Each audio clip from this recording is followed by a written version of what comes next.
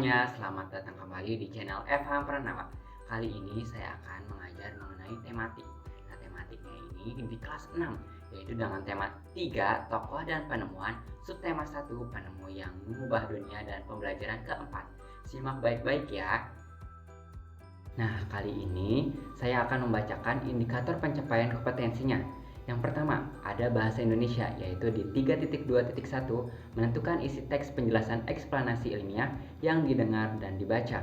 Yang kedua, yaitu ada matematika, itu di 3.4.1, yaitu menjelaskan titik pusat, jari-jari, diameter, busur, tali busur, tembereng, dan juga juring. Nah, yang ketiga, ada PPKN, yaitu di 3.2.1, yaitu mengidentifikasi contoh sikap yang mencerminkan hak dan juga tanggung jawab di lingkungan rumah dan sekolah.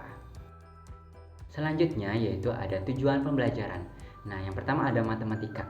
Siswa dapat menunjukkan titik pusat, jari-jari, diameter, busur, tali busur, tembereng, dan juga juring. Yang kedua ada bahasa Indonesia, yaitu siswa dapat mengetahui pengertian, struktur, serta isi dari teks eksplanasi. Yang ketiga ada PPKN, yaitu siswa dapat mempraktikkan sikap hak, kewajiban, dan tanggung jawab di lingkungan rumah dan juga sekolah.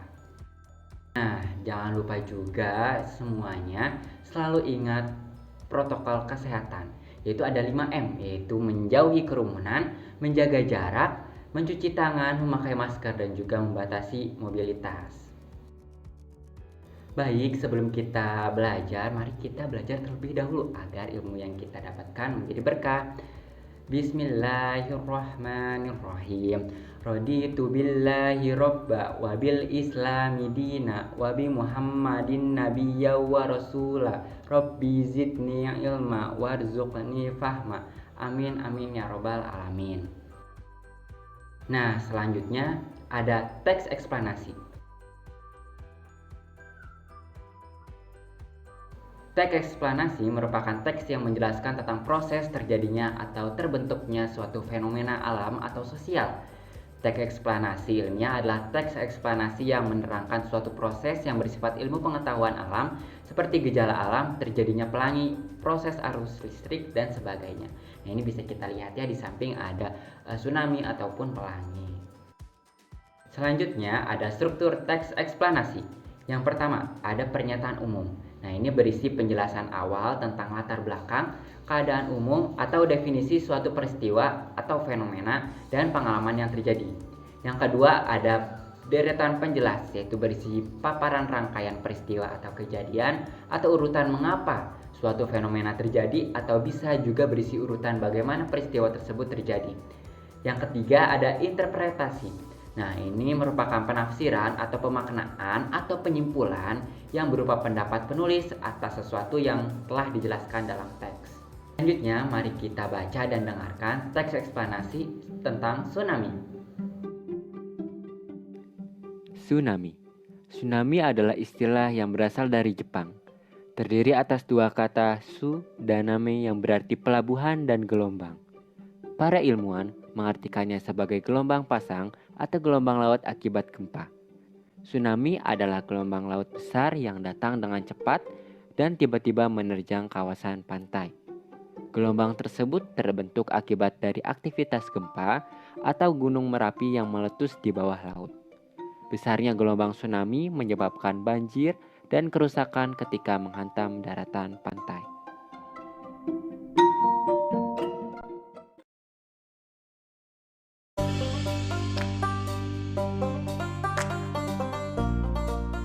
Pembentukan tsunami terjadi saat dasar laut permukaannya naik turun di sepanjang patahan selama gempa berlangsung. Patahan tersebut mengakibatkan terganggunya keseimbangan air laut. Patahan yang besar akan menghasilkan tenaga gelombang yang besar pula. Beberapa saat setelah terjadi gempa, air laut akan surut. Setelah surut, air laut kembali ke arah daratan dalam bentuk gelombang besar. Selain itu, pembentukan tsunami juga disebabkan oleh letusan Gunung Merapi di dasar lautan. Letusan tersebut menyebabkan tingginya pergerakan air laut atau perairan di sekitarnya. Semakin besar tsunami, makin besar pula banjir atau kerusakan yang terjadi saat menghantam pantai.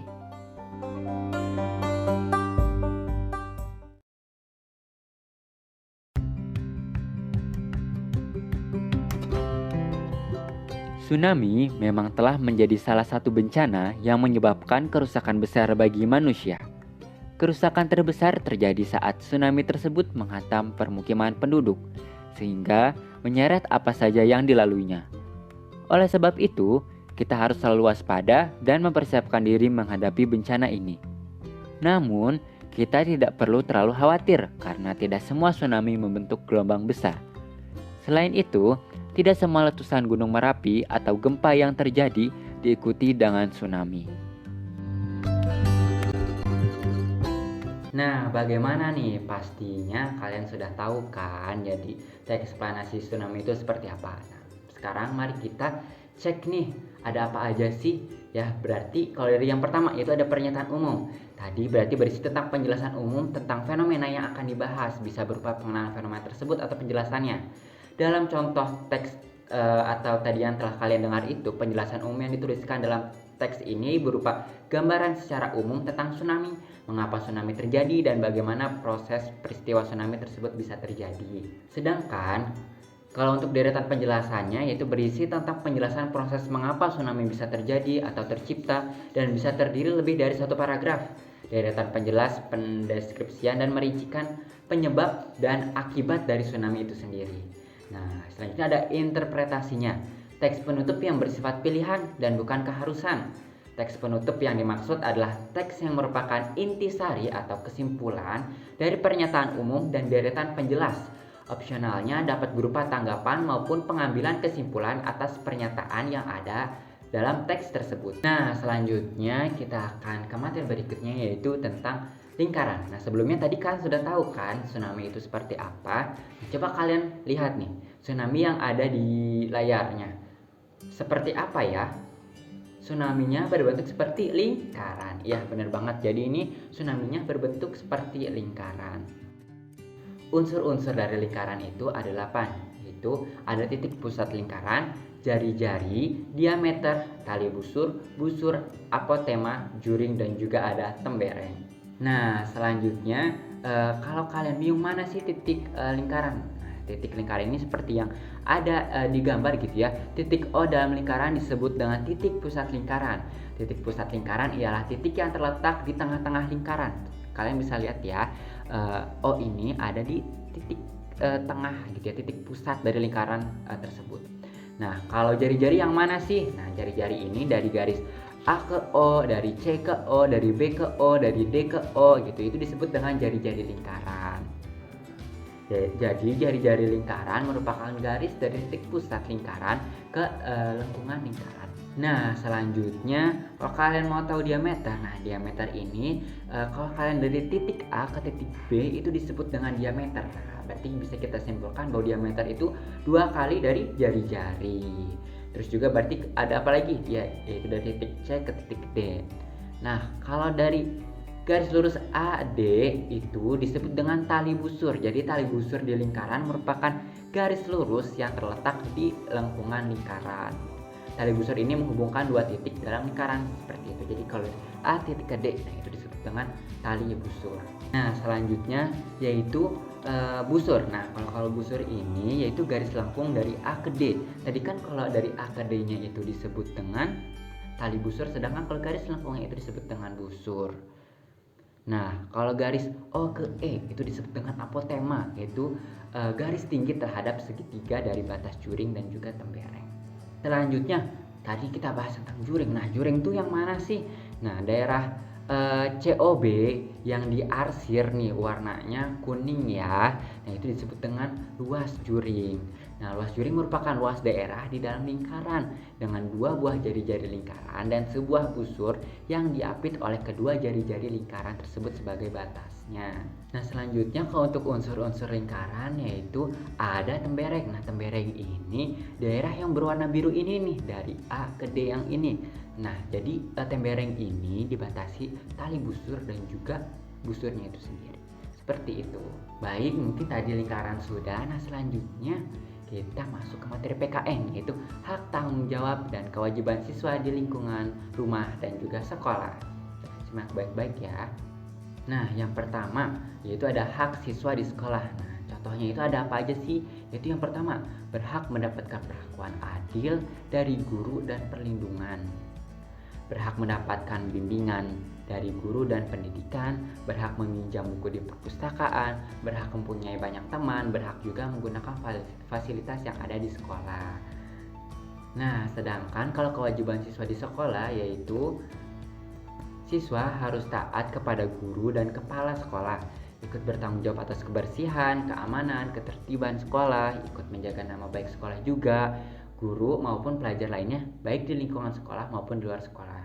Menghormati guru dan saling menghargai antar sesama murid, membantu kelancaran pelajaran di kelas.